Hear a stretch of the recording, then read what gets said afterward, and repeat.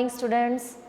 Welcome to online teaching. Today I am going to discuss your unit 2 from your main textbook, that is Flamingo, and name of our unit is Lost Spring. As you know about our author by Ernest Jung, written by Ernest Jung. She has given us two stories. One is sometimes I find a rupee in the garbage, and second one is I want to drive a car. Okay, let's move our first story, that is sometimes I find a rupee in the garbage. So let's focus on the para-wise explanation in your textbook. During my lecture I will also explain synonyms of the word and also some important lines related to your board exam. So let's start with the para-wise explanation. So let's read line by line and also make you aware about the concept of this para. Okay, as you know aware about your concept of this unit in my former lecture. So now line wise translation and also explanation I am going to deliver to you.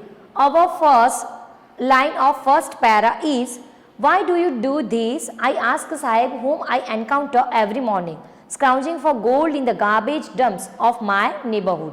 Sahib has left his home long ago, said amidst the green field of Dhaka. His home is not even a distant memory. There were many storms that swept away their fields and homes. His mother tells him that's why they left, looking for gold in the big city where he now lives. Now this paragraph denotes you, shows you and explain about the Ernest Jung's encounter with the Sahib. Now here is a question, who is Sahib? Sahib is a one rag picker, as you are aware about the former concept of this unit. Now these rag picker every morning nearby dump yard encounter, it means met our narrator, and our narrator's name is Ernest Jung. Okay, encounter means to meet. Then Sahib left his home. Why he left his home? Particularly he lived in Dhaka, and Dhaka is the capital of the Bangladesh. Here Dhaka, capital of the Bangladesh. But he had to forced to move. He had to forced to move that Dhaka. Why? Due to some storm. Due to strong storms swept away his field, green fields. That's why the whole family members moved, migrated to that place, to another city in search of gold, in search of livelihood, in search of earnings. That's why they moved from one place to another. It means Dhaka to Delhi. Dhaka to Delhi. And in Delhi, they settled in dump yard. Very okay. Next, second paragraph. I have nothing else to do, he mutters, looking away. Go to school, I say glibly, realizing immediately how hollow the advice must sound. Now explanation of this para. I have nothing else to do. It means our Sahib, who is rag picker, when he encountered Ernest Jung, he replied that he had nothing to do in this city. So that's why he became only rag picker here, and he just pick up all the garbage, just like he was scrounging every morning nearby the dump yard of the narrator.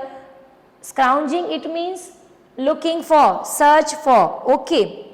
Now he just whispered and muttered and said that I have nothing to do, that's why I am scrounging the gold in the garbage dump yard. So what to do? अब मैं क्या कर सकता हूँ?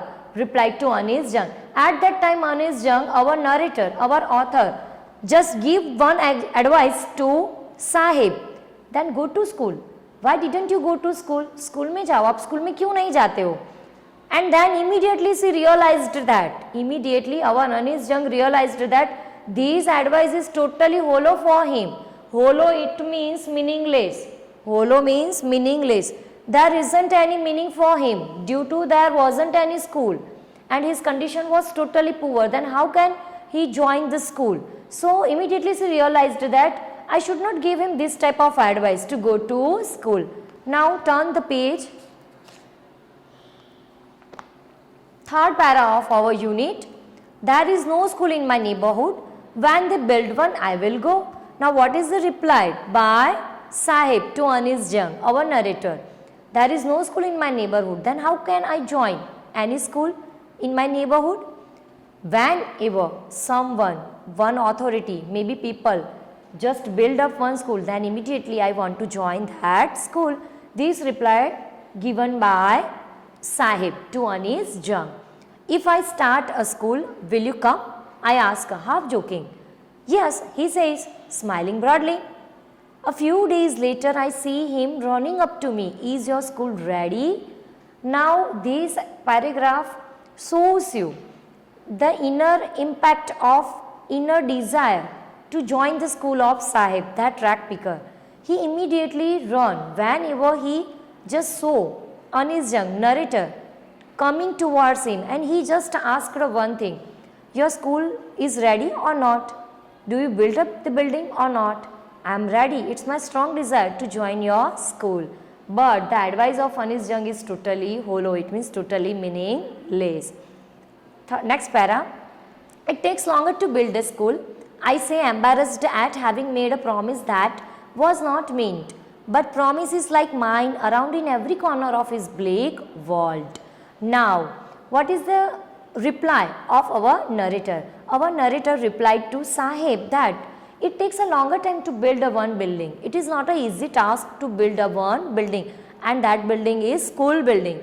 So I say embarrassed. It means he was too much confused when she answered to Sahib, and she just thought about that my promise is so hollow and also meaningless and also bleak in his world.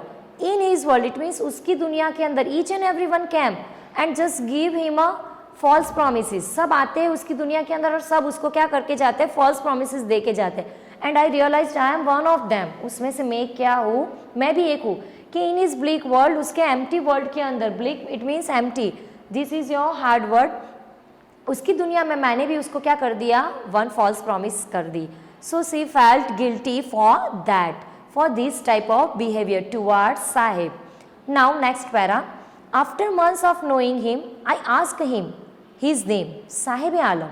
He announces he does not know what it means. If he knew it meaning, Lord of the universe, he would have heart to believe it, unaware of what his name represents. See, he roams the streets with his friends, an army of barefoot boys who appear like the morning birds and disappear at noon. Over the months, I have come to recognize each of them. Now, explanation of this para. This para shows you that, explain you that after months of recognizing him, it means now I am familiar to Sahib. So, I dared to ask his name, and whenever I asked his name, he just said that my name is Sahib.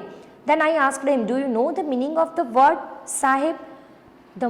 This word represents Lord of Universe, and he was totally unaware about the meaning of his name due to it was totally different to real life and also artificial life which he had lived right now in Delhi. And also he does not know the real meaning of his name. Okay, he was totally unaware about the name of his. Now next para. He just also moved here and there with his barefoot army. Barefoot army, it means what? Group of rag picker. He just roamed here and there with the group of his rag picker, and every time he just scrounging looking for the garbage, nothing else. And maybe he just thought like that, maybe I find out some gold in the garbage yard. Next para. Why aren't you wearing chappals? I ask one. My mother did not bring them down from the shelf. He answers simply, even if she did, he will throw off, adds mother. Who is wearing shoes that do not match? When I comment on it, he shuffles his feet and says nothing. I want shoes, says a third boy, who has never owned a pair of all his life. Traveling across the country, I have seen children walking barefoot in cities and also on villages road. It is not lack of money but a tradition to stay barefoot is one explanation, I wonder. Now this para shows you that I just asked him, that group of members, that group of rag pickers, and I just asked them, why didn't you wear a chappals? आपने सबने चप्पल्स क्यों नहीं पहने हैं? Now one of replied that I don't like to wear chappals. It's our tradition to stay barefoot. And second one just said like that, whenever I demand for the chappal, my mother could not bring down that chappal and give me. And third one also replied that if I have a chappals then I don't like and I just threw it to off. मैं उसको क्या कर दूंगा, फेंक दूंगा.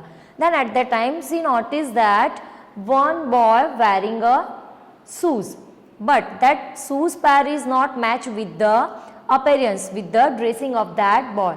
So he just said like that, I wanted to wear a chappals and also pair of shoes. So I am satisfied with this pair, nothing else. Now she also experiences and also sharing one experience towards us, and that experience is she just said to us that while traveling across the country, I observed that, I remarked that, and the survey was that each and every rag pickers always wanted to stay barefoot, है ना, on the street and also village roadside. Why they did so? She didn't know. उसको ये पता नहीं था. Maybe we just thought like that it is a lack of money, but no, there isn't a lack of money. It is the tradition to stay barefoot, nothing else. मतलब शायद हम सोच सकते हैं कि ये जो सारे रैक पिकर्स हैं उनको कैसा लगता है, ऐसे ही बैरफुट रहना ही अच्छा लगता है, without chappals, without pair of shoes. But particular ऐसा नहीं है कि हम ऐसा सोच रहे हैं कि ये लेक ऑफ मनी है, मतलब कि उनके पास पैसे नहीं है, बट ये उनकी क्या बन गई, एक ट्रेडिशन बन गई, एक कस्टम बन गया है. They always wanted to stay, मतलब वो हमेशा ऐसा रहना चाहते, बैरफुट मतलब कि without chappals, nothing else. So it is the survey of our Anis Jung, and she shared this experience towards us through the medium of our unit. Now one experience is she also shared us, and that is in next para. Take out the another page, first line of this page. If this is only an excuse to explain away a perpetual state of poverty, I remember a story a man from Udupi once told me. As a young boy he would go to school past an old temple where his father was a priest. He would stop briefly at the temple and pray for the pair of shoes. 30 years later I visited his town and the temple, which was now drawn in the air of desolation. Now she remember her one experience, and that experience belonged to a one young boy, and that is from UDP.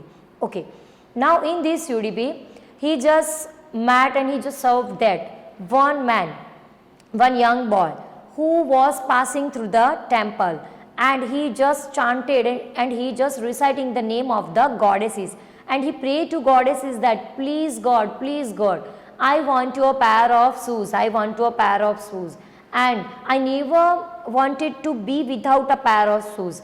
Please God grace on me, मेरे पर क्या करो, आप कृपा कर दो. And in my village और मेरे गांव के अंदर each and every boy, school boy must have a pair of shoes. ये प्रेयर उसको क्या की, याद की. किसने याद की? अनीस जंग ने याद की, अवर नरेटर ने याद की. And after 30 years, it means this paragraph tells you after 30 years she again visited that Udupi, but at that time that young boy was not there. Particular that young boy was the son of the priest, who is the priest of the temple.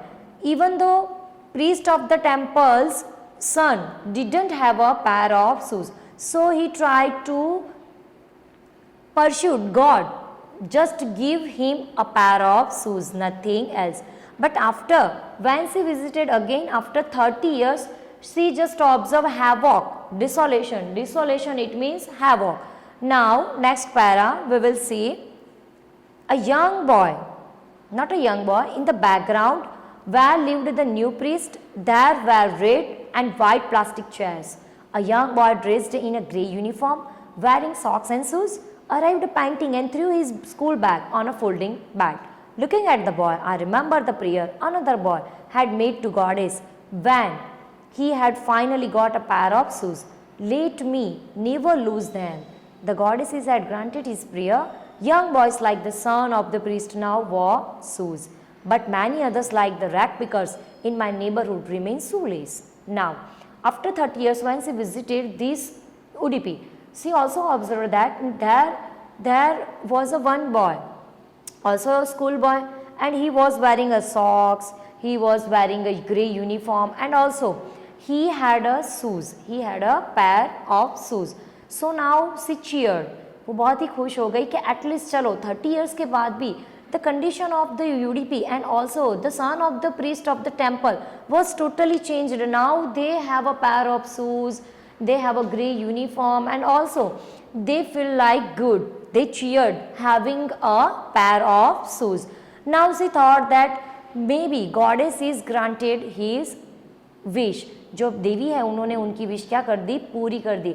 And that another young boy and another priest son was in a full to bloom, and he just panting and just running very hurriedly and just threw his bag on the folding bed.